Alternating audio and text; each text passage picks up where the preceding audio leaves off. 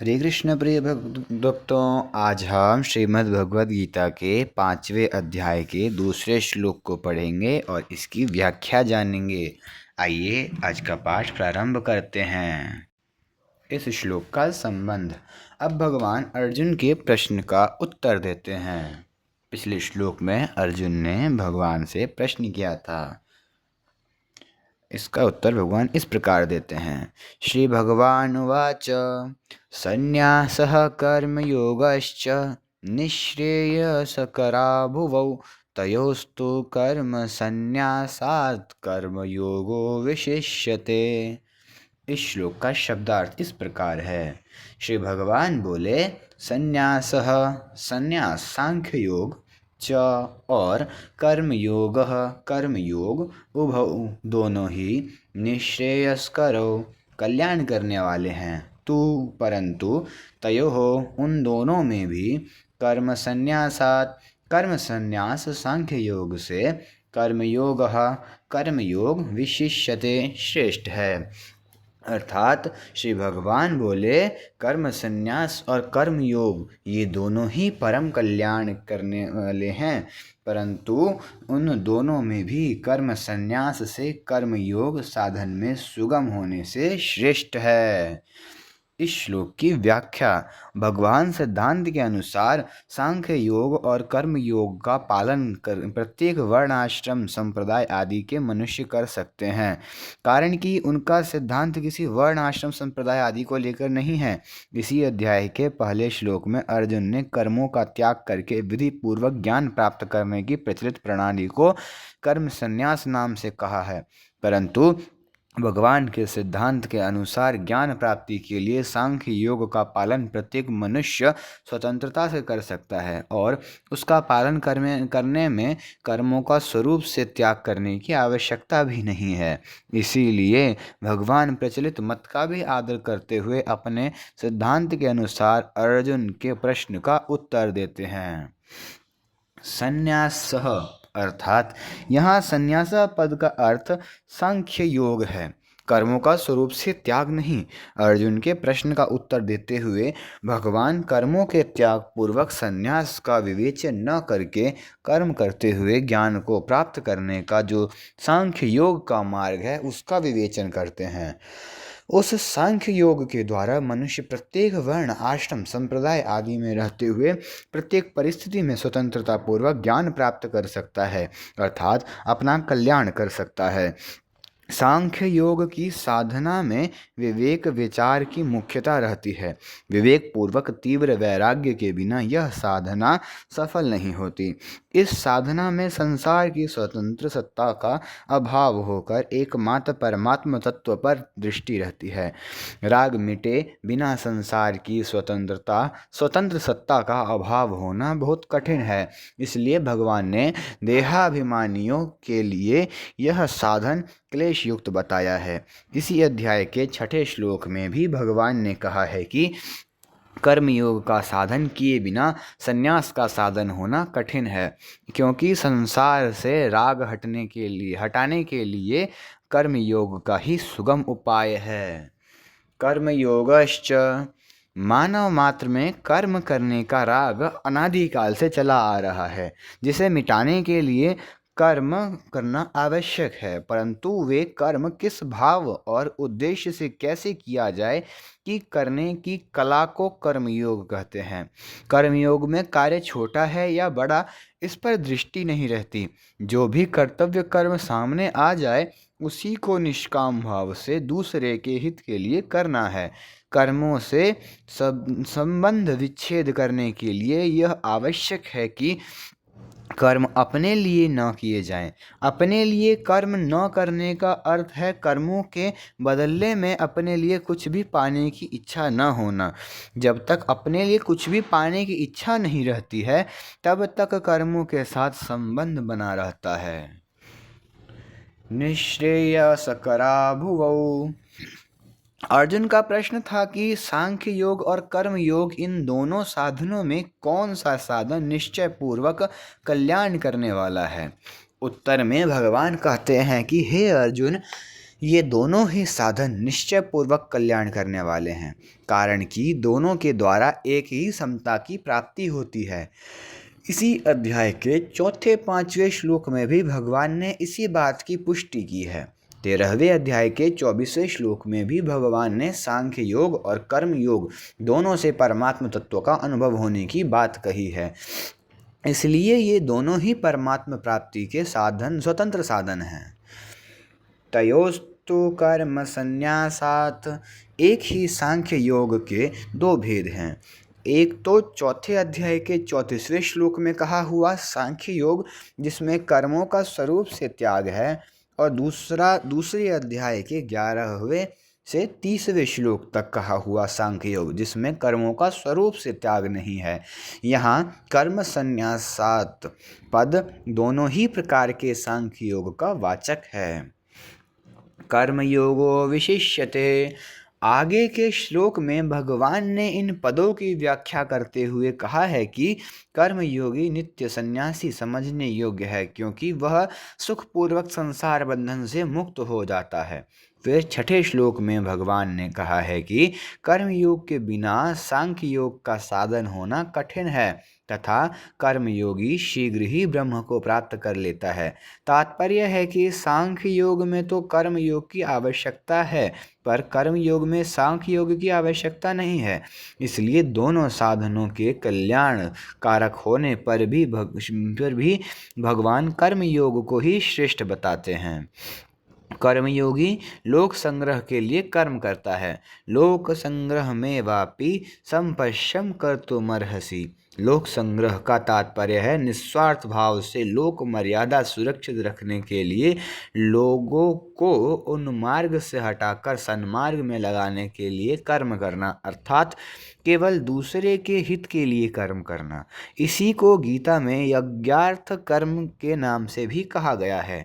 जो केवल अपने लिए कर्म करता है वह बंध जाता है, परंतु कर्मयोगी निस्वार्थ भाव से केवल दूसरों के हित के लिए कर्म करता है, अतः वह कर्म बंधन से सुगमता पूर्वक मुक्त हो जाता है। इसीलिए कर्मयोग श्रेष्ठ है। कर्मयोग का साधन प्रत्येक परिस्थिति में और प्रत्येक व्यक्ति के द्वारा किया जा सकता है, चाहे वह किसी भी वर्ण, आश्रम, संप्रदाय आदि का क्यों न हो। परंतु अर्जुन जिस कर्म संन्यास की बात कहते हैं वह एक विशेष परिस्थिति में किया जा सकता है, क्योंकि तत्वज्ञ महापुरुष का मिलना, उनमें अपनी श्रद्धा होना और उनके पास जाकर निवास करना, ऐसी परिस्थिति हर एक मनुष्य को प्राप्त होनी संभव नहीं है। अतः प्रचलित प्रणाली के सांख्य योग का साधन एक विशेष परिस्थिति में ही साध्य है, जबकि कर्म योग का साधन प्रत्येक परिस्थिति में और प्रत्येक व्यक्ति के लिए साध्य है। इसलिए कर्म योग श्रेष्ठ है। प्राप्त परिस्थिति का सदुपयोग करना कर्मयोग है। युद्ध जैसी घोर परिस्थिति में भी कर्मयोग का पालन किया जा सकता है।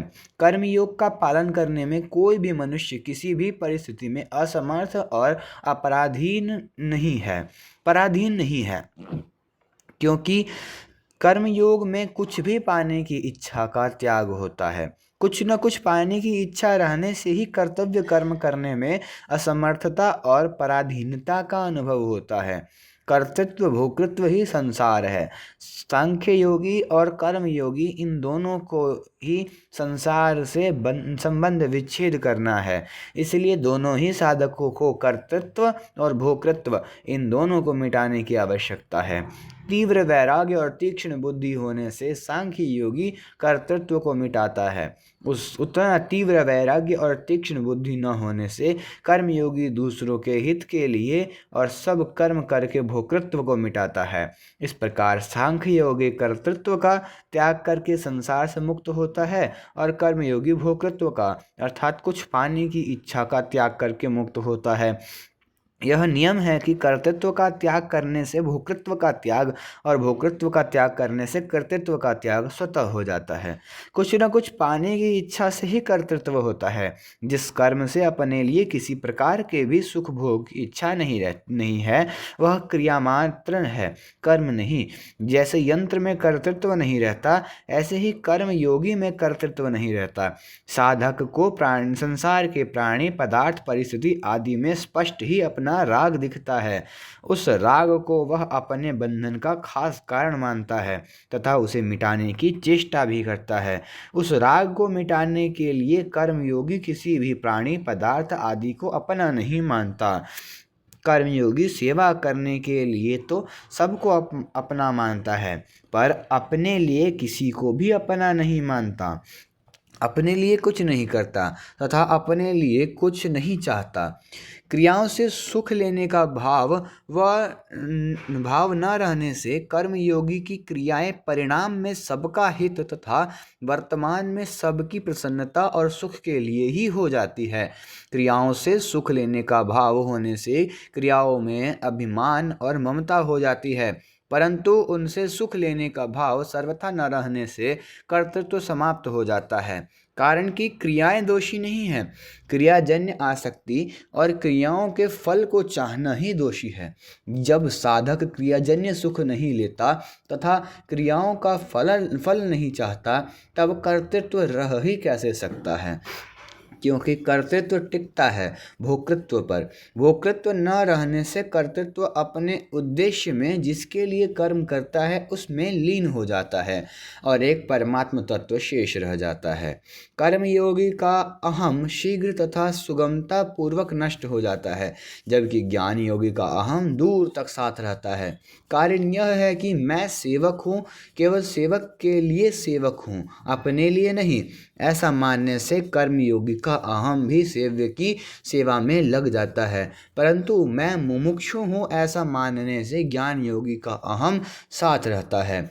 कर्मयोगी अपने लिए कुछ न करके केवल दूसरों के हित के लिए सब कर्म करता है, पर ज्ञान योगी अपने हित के लिए साधन करता है। अपने हित के लिए साधन करने से अहम ज्यों का त्यों बना रहता है।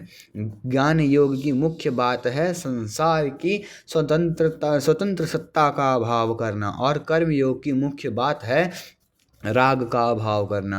ज्ञान योगी विचार के द्वारा संसार की सत्ता का अभाव तो करना चाहता है, पर पदार्थों में राग रहते हुए उसकी स्वतंत्र सत्ता का अभाव होना बहुत कठिन है। यद्यपि विचार काल में ज्ञान योग के साधकों को पदार्थों की स्वतंत्र सत्ता का अभाव दिखता है, तथापि व्यवहार काल में उन पदार्थों की स्वतंत्र सत्ता प्रतीत होने लगती है। परंतु कर्मयोग के साधक का लक्ष्य दूसरों को सुख पहुँचाने का रहने से उसका राग स्वतः मिट जाता है। इसके अतिरिक्त मिली हुई सामग्री का त्याग करना कर्मयोगी के लिए जितना सुगम पड़ता है, उतना ज्ञान योगी के लिए नहीं।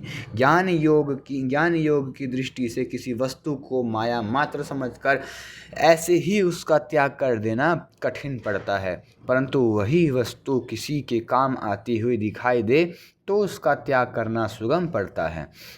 जैसे हमारे पास कंबल पड़े हैं, तो उन कंबलों को दूसरे के काम में आते जानकर उनका त्याग करना अर्थात उनसे अपना राग हटाना साधारण बात है, परंतु उन्हीं कंबलों को विचार द्वारा अत्यंत अनित्य क्षणभंगुर स्वप्न के मायामय पदार्थ समझकर ऐसे ही छोड़कर चल देना कठिन है। दूसरी बात, माया मात्र समझकर त्याग करने में जिन वस्तुओं में हमारी सुख बुद्धि नहीं है, उन खराब वस्तुओं का त्याग तो सुगमता से हो जाता है, पर जिनमें हमारी सुख बुद्धि है उन अच्छी वस्तुओं का त्याग कठिनता से होता है।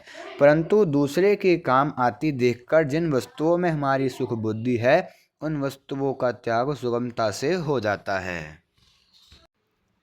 जैसे भोजन के समय थाली में से रोटी निकालनी पड़े तो ठंडी, बासी और रूठी रोटी ही निकालेंगे, परंतु यदि वही रोटी किसी दूसरे को देनी हो तो अच्छी रोटी ही निकालेंगे, खराब नहीं। इसलिए कर्म योग की प्रणाली से राग को मिटाए बिना सांख्य योग का साधन होना सांख्य योग का साधन होना बहुत कठिन है। विचार द्वारा पदार्थों की सत्ता न मानते हुए भी पदार्थों में स्वाभाविक राग रहने के कारण भोगों में फंसकर पतन तक होने की संभावना रहती है। केवल असत के ज्ञान से अर्थात असत को असत जान लेने से राग की निवृत्ति नहीं होती। असत को असत जानने से उसकी निवृत्ति तभी होती है जब अपने स्वरूप में स्थित होकर असत को असत रूप से जानते हैं। स्वरूप में स्थिति करण निरपेक्ष है, परंतु बुद्धि आदि करणों से असत को असत जानने से उसकी निवृत्ति नहीं होती, क्योंकि बुद्धि आदि करण भी असत है। अतः असत के द्वारा असत को जानने से उसकी निवृत्ति कैसे हो सकती है? जैसे सिनेमा में दिखने वाले पदार्थों आदि की सत्ता नहीं है, ऐसा जानते हुए कि उनमें राग हो जाता है, सिनेमा देखने से चरित्र, समय, नेत्रशक्ति और धन, इन चारों का नाश होता है। ऐसा जानते हुए भी राग के कारण सिनेमा देखते हैं। इससे सिद्ध होता है कि वस्तु की सत्ता न होने पर भी उसमें राग अथवा संबंध रह जाता है। यदि राग न हो तो वस्तु की सत्ता मानने पर भी उसमें राग उत्पन्न नहीं होता। इसलिए साधक का मुख्य काम होना चाहिए राग अभाव करना, सत्ता का अभाव करना नहीं, क्योंकि बांधने वाली वस्तु राग या संबंध ही है, सत्ता मात्र नहीं। पदार्थ चाहे सत हो चाहे असत हो, चाहे सत असत के विलक्षण हो, यदि उसमें राग है तो वह बांधने वाला हो ही जाएगा। वास्तव में हमें कोई भी पदार्थ नहीं बांधता है हमारा संबंध, जो राग से होता है। अतः हमारे पर राग मिटाने की ही जिम्मेवारी है। इस श्लोक का परिशिष्ट भाव। यद्यपि योग के बिना कर्म और ज्ञान दोनों ही बंधनकारक हैं, तथापि कर्म करने से उतना पतन नहीं होता जितना पतन वाचिक ज्ञान से होता है। वाचिक ज्ञान नरकों में ले जा सकता है। अगस्यार्ध प्रबुद्धस्य सर्वं ब्रह्मेति यो वदेत महानिरय जालेषु स तेन विनियोजितः। अर्थात जो बेसमझ मनुष्य को सब कुछ ब्रह्म है ऐसा उपदेश देता है, वह उस मनुष्य को महान नरकों के जाल में डाल देता है। अतः वाचक ज्ञानी की अपेक्षा कर्म करने वाला श्रेष्ठ है। फिर जो कर्म योग का आचरण करता है उसकी श्रेष्ठता तो कहना ही क्या है। ज्ञान योगी तो केवल अपने लिए उपयोगी होता है, पर कर्मयोगी संसार मात्र के लिए उपयोगी होता है। जो संसार के लिए उपयोगी होता है वह अपने लिए भी उपयोगी हो जाता है, यह नियम है। इसलिए कर्मयोग विशेष है। सांख्य योग के बिना तो कर्म योग हो सकता है, पर कर्म योग के बिना सांख्य योग होना कठिन है। इसलिए सांख्य योग की अपेक्षा कर्म योग विशेष है। सांख्य योग से कर्म योग श्रेष्ठ है और कर्म योग से भक्ति योग श्रेष्ठ है। इसलिए गीता में पहले सांख्य योग, फिर कर्म योग और फिर भक्ति योग, इस क्रम से विवेचन किया गया है। भागवत में भी यही क्रम है।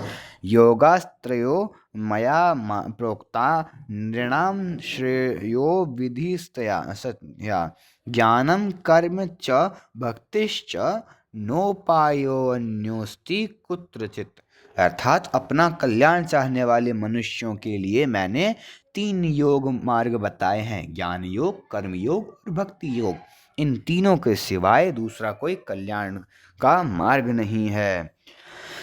फल में कर्मयोग और ज्ञान योग एक है, साधन में कर्मयोग और भक्ति योग एक है। मैत्रः करुण एव च, क्योंकि कर्मयोग और भक्ति योग दोनों ही दूसरे को सुख देने का भाव रखता है। कर्म करने में कर्मी और कर्मयोगी एक है, तथा तत्वज्ञ महापुरुष और भगवान भी कर्म करने में साथ हैं। इस प्रकार कर्मी, ज्ञान योगी, भक्ति योगी और भगवान चारों के साथ कर्मयोगी एक हो जाता है। वह कर्म योग की विशेषता है। सांख्य योग में तो अहम का सूक्ष्म संस्कार रह जाता है, पर कर्म योग में क्रिया और पदार्थ से सर्वथा संबंध विच्छेद होने से अहम का सूक्ष्म संस्कार भी नहीं रहता। कर्म योग में अकर्म शेष रहता है। और सांख्य योग में आत्मा शेष रहता है। हरे कृष्ण। आज का यह श्लोक संपूर्ण हुआ। अगला श्लोक। अब भगवान कर्म योग को श्रेष्ठ कहने का कारण बताते हैं। ज्ञेयः स नित्य सन्यासी यो न द्वेष्टि न कांक्षति निर्द्वंद्वो हि महाबाहो सुखम बंधात् प्रमुच्यते। हरे कृष्ण। अगर आप सभी को आज की यह वीडियो पसंद आई हो तो वीडियो को लाइक करिए। ऐसे ही और वीडियो देखने के लिए चैनल को सब्सक्राइब करिए तथा अन्य भक्तों के साथ शेयर करिए। हरे कृष्ण। हरि बोल।